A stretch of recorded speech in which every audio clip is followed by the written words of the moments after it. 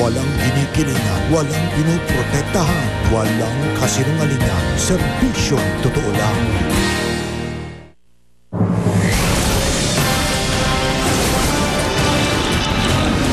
Sa bisperas ng araw ng paggawa, mga militanteng manggagawa may patikim ng protesta.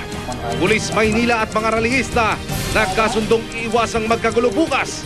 Malacanang, may sorpresa raw sa mga empleyado sa araw ng paggawa.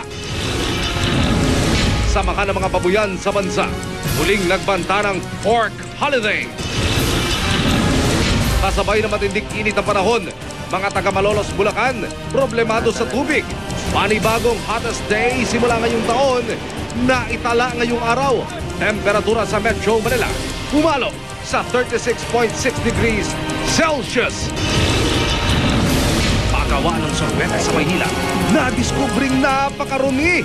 Mga ipis, naglipana. Hinihinalang snatcher sa Nabotas, bugbog sarado ng taong bayan matapos manghablot umano ng bag ng isang babae. Lalaking hindi binigyan ng pangyosi ng ama. Sinunog ang kanilang bahay. Bakit summer break na sa malaparaisong isla ng Boracay? I love Philippines! Daan-daang bangkay ng ibon at dolphin, misteryosong napadpad sa dalampasigan sa Peru. Bibig at tanghari, tikom ang bibig sa isyu ng umano'y pagpapasex change niya. Daniel Matsunaga, lumuluhang nagsalita ukol sa hiwalayan nila ni Heart Evangelista. Si Heart naman, ano kaya ang pinagdaraanan? Ilang personalidad at programa ng GMA kinilala sa Box Office Entertainment Awards ng Guillermo Mendoza Memorial Scholarship Foundation.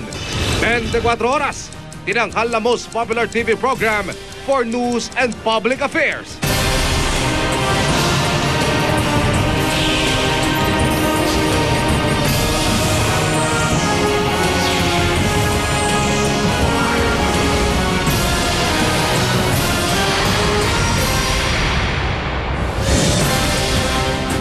Matatakam pa ba kayo sa sorbetes ngayong taginit kung malaman ninyo na dyan sa nakikita nyo niyang ginagawa ang sorbetes na yan? Pagawaan po yan ang sorbetes sa lungsod ng Manila. Tignan nyo naman mga kapuso. Kinakalawang ang kisame marumi, yung tinatawag na ice cream mixer. At pasintabi lang po sa mga kumakain dahil may mga ipis din sa pagawaan na yan ng ice cream. Abangan nyo po ang detalye ng balitang yan. Maya-maya lamang.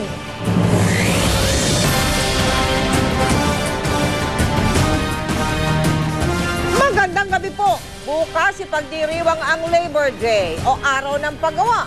Pero may patikim na protesta na ang ilang militante kanina. At gaya ng mga nakaraang taon, pareho pa rin ang kanilang sigaw. Aumento sa sahod at pagtutol sa kontraktualisasyon. Nakatutok si Chino Gastong. Ito raw ang paunang protesta ng akbayan sa bisperas ng Labor Day, ang kilos protesta sa Welcome Rotonda para ipanawagan ang pagtigil ng contractualization sa bansa. Naglagay din sila ng malaking banner sa pedestrian overpass para igit ang iba pang isyong isinusulong. Yung paglaban sa kontraktualisasyon ay isang mahalagang pundasyon doon sa pag-secure ng mga karapatan ng mga manggagawa. Mas maayos na relasyon sa korporasyon sa pagkilala ng kanilang benefits. Kabilang sina Bobby at Marco, di nila tunay na pangalan sa mga contractual workers sa isang opisina ng gobyerno sa Maynila. Si Marco may 3 anak na ipinapaaral. Si Bobby naman may 1 anak.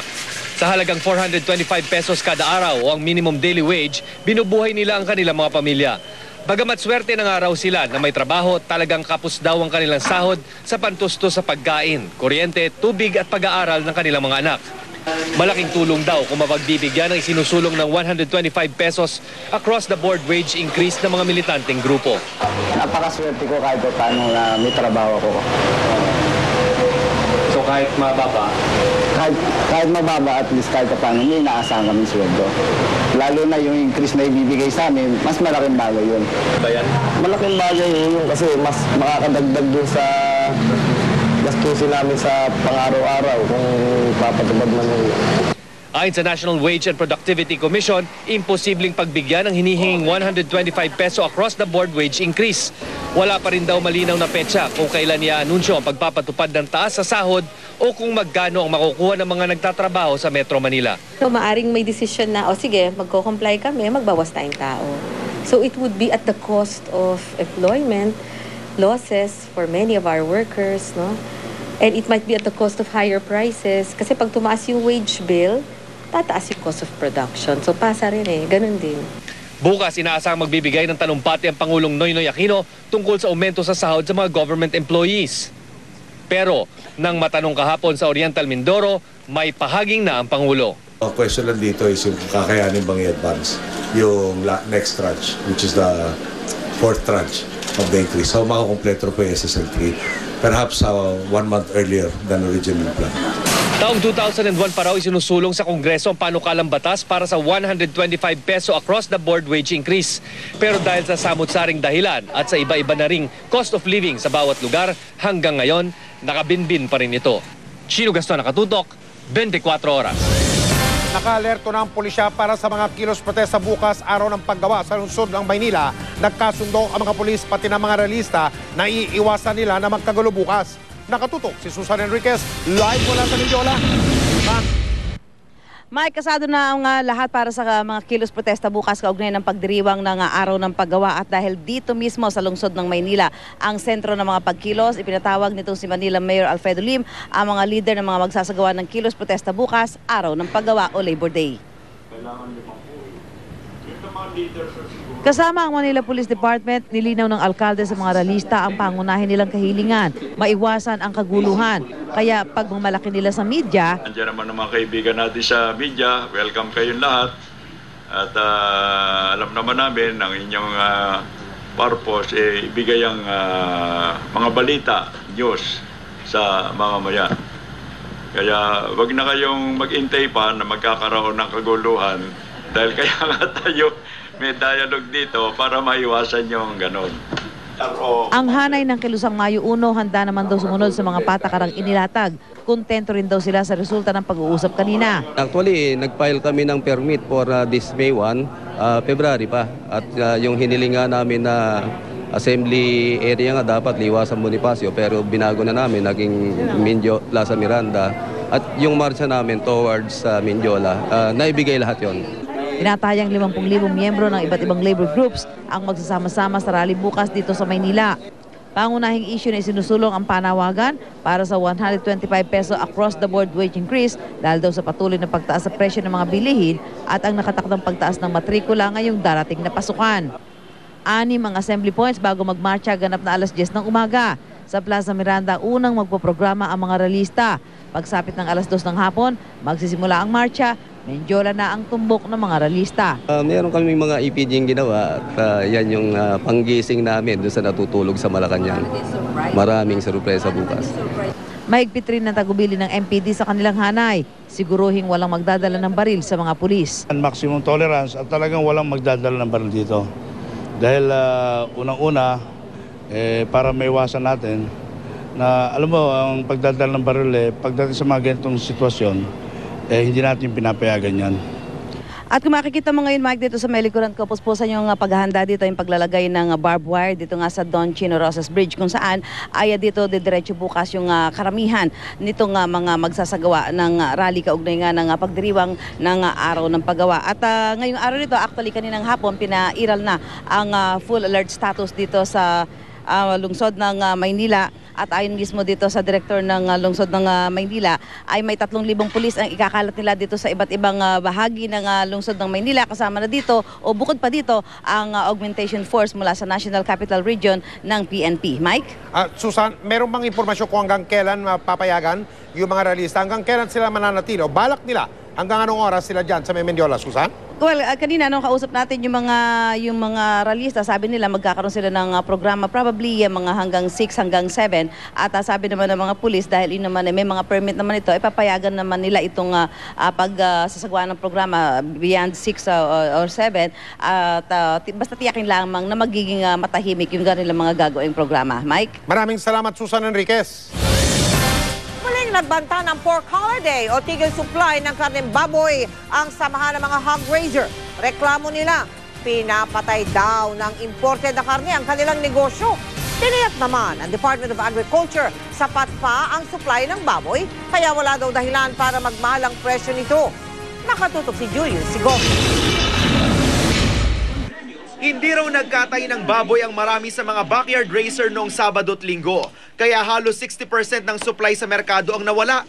Ang ugat ng pork holiday ayon sa Swine Development Council, ang pagbaha umano ng imported meat sa merkado na pumapatay raw sa local pork industry. Ang desisyon ng grupo is nationwide pork holiday. Kasama na yung mga malalaki. So, ibig sabihin, 100% walang karne na tsaka chicken na sa palengke.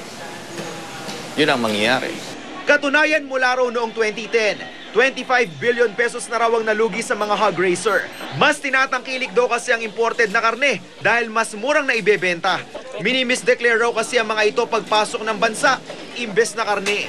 Laman loob daw ng baboy ang deklarasyon ng ilang importer, kaya mas maliit na buwis ang binabayad nila sa gobyerno. Misdeclare mga ito, no? Kaya pagbenta nila, mas mura, wala sa puunan. Ang pinoproblema natin, technical smuggle na pinapatay ang local industry. Kahit naman may ikasang pork holiday ang mga magbababoy, di raw lalahok ang ilang tindera sa Balagtas, Bulacan. Kita raw kasi nila ang apektado kapag hindi sila nagtinda. Tiniyak naman ng Department of Agriculture na tinutugunan na nito ang sentimiento ng mga hog raiser. Kaisa rin daw nila ang Bureau of Customs sa pagbabantay sa mga karneng pumapasok sa bansa. Marami tayong nakikita na ina-undervalue lalo na sa baboy. Nung reference price ng imported pork ay tataasan uli. Ito ay naghahalaga ng 2.10 up to 2.97 US dollar, no? Kasabay nito ang pakiusap ng DA sa mga magbababoy na huwag nang mag-pork holiday. Kapag nabawasan kasi ang supply sa pamilihan, hihilahin daw nito pataas ang presyo ng baboy. Kahit hindi masyadong malaki yung epekto ng reduction, talagang tataas ng konti yung presyo, temporarily. Sa Kamuning Market, halimbawa, 2 piso kada kilo na ang dagdag presyo ng mga pork suppliers sa kanilang produkto. Pero dahil matumal ang benta at kakumpetensya pa nila ang tiga 140 pesos kada kilong karning imported, di raw nila maipasa sa mga mamimili ang taas presyo. Matumal, hindi kami makapagtas. May paalala sa amin na medyo akit ang presyo ng baboy. Dahil kasi nga yung pork holiday nga raw. Sa ngayon, naglalaro sa pagitan ng 140 hanggang 160 pesos ang kilo ng baboy. Wala rin daw dahilan para magmahal pa ito dahil sapat naman ang supply. Paalala naman ng DA, ngayong mainit ang panahon, mas madali raw masira ang karning baboy. Kaya kailangang suriing maigi ang karning inyong bibilhin. As consumer, malalaman mo yung itsura ng karne, maamoy na yon. Minsan hindi na yung texture nun nababasa na parang ang lambot-lambot na iba na yung pagkalambot ng karne, no? Pwede mong amuyin ng consumer bago niya bilhin. Julius Segovia, nakatutok, 24 Oras.